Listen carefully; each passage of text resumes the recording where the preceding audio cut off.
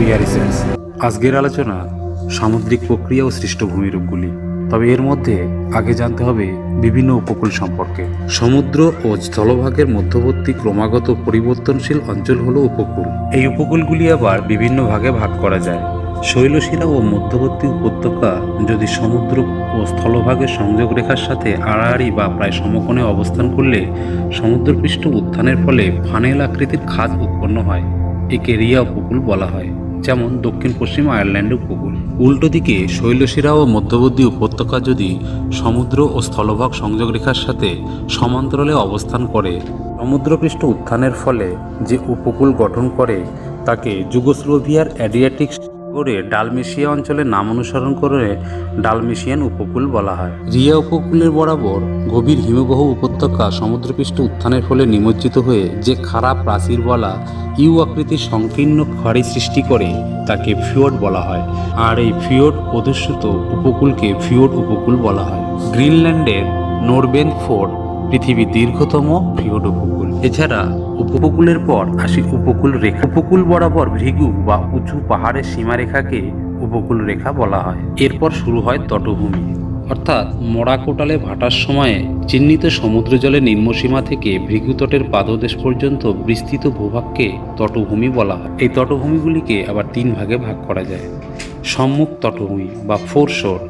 মরাকোটালের ভাটার সময় সমুদ্র জলের নিম্নসীমা ও ভরাকোটালে ভাটার সময় সমুদ্র জলের নিম্নসীমার মধ্যবর্তী অংশকে সম্মুখ তটভূমি বলে।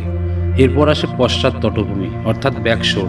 সমুদ্র জলের ঊর্ধ্ব জলসীমা থেকে ভৃগুতটের পাদদেশের মধ্যে বিস্তীর্ণ অঞ্চলকে পশ্চাৎ তটভূমি বলা হয়। এরপরে পুরোদেশ তটভূমি বা অফশোর। সমুদ্রের নিম্ন জলসীমা থেকে মহীসোপানের শেষ পর্যন্ত বিস্তীর্ণ অঞ্চলকে পুরোদেশ তটভূমি বলা হয়। আর এখানে পশ্চাৎ তটভূমি ও সম্মুখ তটভূমি সংযোগস্থলে ঝঞ্ঝা তরঙ্গে বাহিত শিলাখণ্ডে সংকীর্ণ সোপানকে বার্ম বলা হয়। আর এই বার্মের উপরের অংশে তটভূমিতে সমুদ্র তরঙ্গ বাহিত নুড়ি বালি প্রভৃতি সঞ্চিত হয়ে যে ভূমি গঠিত হয় তাকে সৈকত বলা হয়, যেটা সাধারণত ব্যাকশোর ও ফোরশোরের মধ্যেই অবস্থান করে। এরপর এই উপকূল হঠাৎ খাড়াভাবে নেমে গিয়ে মিশে যায় গভীর সমুদ্রের সমভূমির সাথে। এই 5 ডিগ্রি ঢাল বিশিষ্ট খাড়া ভূভাগকে মহাদেশীয় ঢাল বলা হয়। ঢালের মধ্যে আবার কতগুলি খাদ বিশিষ্ট ভূমিরূপের সৃষ্টি হয়। এই খাদ বিশিষ্ট ভূমিরূপগুলিকে সাবমেরিন ক্যানিয়ন বলা হয়। এরপর শুরু হয় মহাসমুদ্রের সমভূমি। এর মধ্যে কিছু উঁচু উঁচু চ্যাপ্টা ধরনের ভূমিরূপ দেখতে পাওয়া যায়, যা পাহাড়ের মতো বা গম্বুজের মতো অবস্থান করে। এদেরকে গায়ার্ড বলা হয়। এছাড়া এই সমুদ্রের তলদেশে অনেক সময় প্রতিসারি পাতসীমান্ত অবস্থান করায় দুটি দুদিকে চলে যাওয়ায় মাঝখানের ফাঁকা অংশে নিচ থেকে ম্যাগমা এসে পূরণ করে শৈলশিরা তৈরি করে।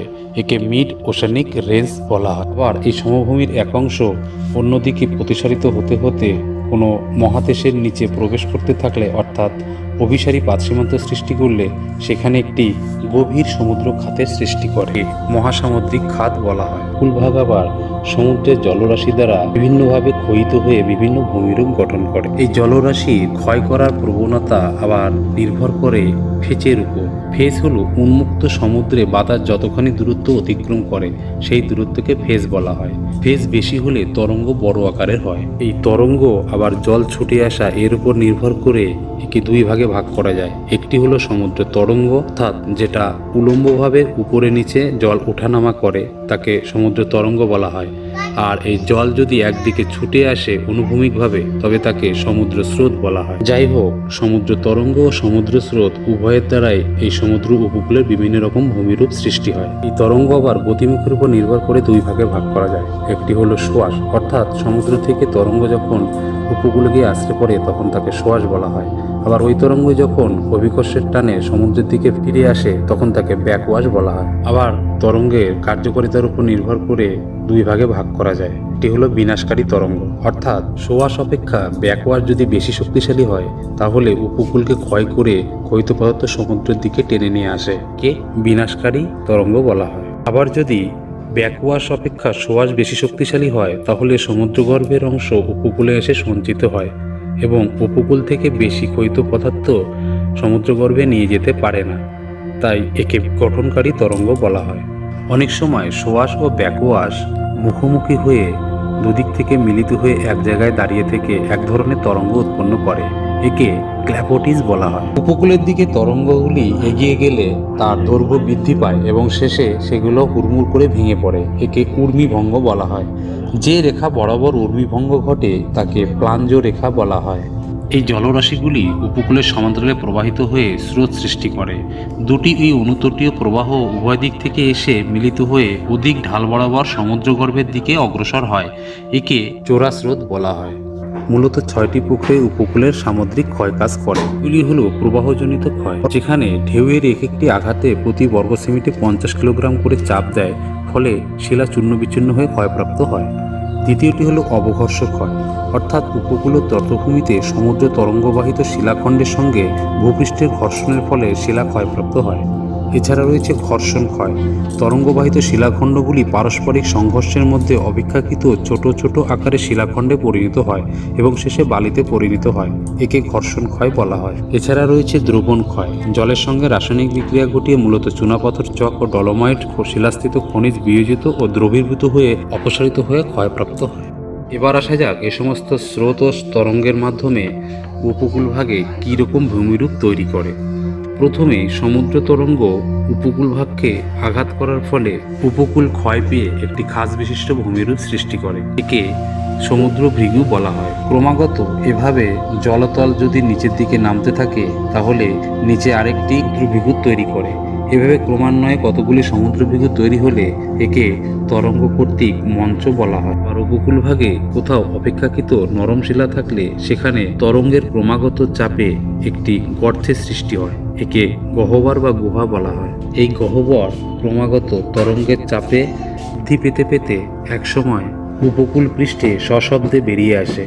এই গুহামুখকে ব্লোহোল বলে। স্কটল্যান্ডে এটিকে গ্লুব বলা হয়।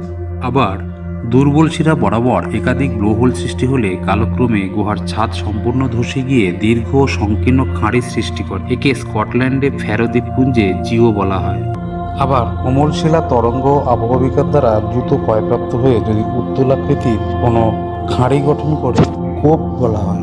এই কোপগুলো যদি আরেকটু বড় হয় তখন তাকে বাইট বলা হয় এবং বাইটগুলি আরও বড় হলে 3 দিক স্থলবিশিষ্ট এবং 1 দিক জলবিশিষ্ট এরকম ভূমিভাগকে উপসাগর বা বে বলা হয়। এভাবে উপকূল ক্ষয় হতে হতেও মাঝে মাঝে উপকূলে ক্ষয় প্রতিরোধী শিলাদেহ তটভূমি থেকে সমুদ্রে অভিক্ষিপ্ত থাকে, তখন তাকে অগ্রভূমি বা হেডল্যান্ড বলা হয়। আবার এই অগ্রভূমির এক পাশ থেকে সমুদ্র তরঙ্গ ক্ষয় করতে করতে অন্য পাশ দিয়ে বেরিয়ে গিয়ে একটি সুড়ঙ্গ তৈরি করে। তখন ওই সুড়ঙ্গের ছাদ দেখে মনে হয় যেন দুটি শিলাখণ্ডকে যুক্ত করেছে। একে প্রাকৃতিক খিলান বলা হয়। সমুদ্র তরঙ্গ দ্বারা ক্রমাগত ক্ষয়ের ফলে খিলান ধসে যায়। তখন অগ্রভূমির সামনের অংশ উপকূল রেখার থেকে বিচ্ছিন্ন হয়ে সাধারণ জলপৃষ্ঠের উপরে স্তম্ভের আকারে দাঁড়িয়ে থাকে। একে স্ট্যাক বলা হয়। স্ট্যাক আরও ক্রমাগত ক্ষয়ে ধসে গিয়ে জলতলের নিচে অবস্থান করে, তখন তাকে স্ট্যাম্প বলা হয়। সমুদ্র তরঙ্গ ও সমুদ্র স্রোত দ্বারা বয়ে আনা বালি, নুড়ি, প্রস্তরখণ্ড ইত্যাদি বস্তুর সঞ্চয়ে সমুদ্রবক্ষে নিমজ্জিত অথবা সমুদ্রপৃষ্ঠের ঊর্ধ্বে জেগে ওঠা সংকীর্ণ স্তূপকে বাঁধ বলা হয়। ইংরেজিতে একে বার বলে। যখন বালি বাঁধের এক প্রান্ত স্থলভাগের সঙ্গে যুক্ত থাকে ও অন্য প্রান্ত সমুদ্রে শেষ হয় এবং একই রেখা বরাবর অবস্থান করে তখন তাকে স্পিড বলা হয়। স্পিডের উন্মুক্ত প্রান্তভাগ যখন সমুদ্র স্রোতের প্রতিসরণের কারণে স্থলভাগের দিকে বেঁকে যায় তখন তাকে হুক বলা হয়। যখন দ্বীপের এক প্রান্ত থেকে স্পিড বর্ধিত হয়ে অনেকটা ঘুরে প্রধান ভূখণ্ডের সঙ্গে যুক্ত হয় তখন তাকে লুপ বলা হয়। সাবকা দ্বীপকে বেড দিয়ে লুপ বার গঠিত হয়েছে। আবার যখন কোনো স্পিড কোনো দ্বীপকে মূল ভূখণ্ডের সঙ্গে যুক্ত করে তখন তাকে টম্বলও বলা হয়।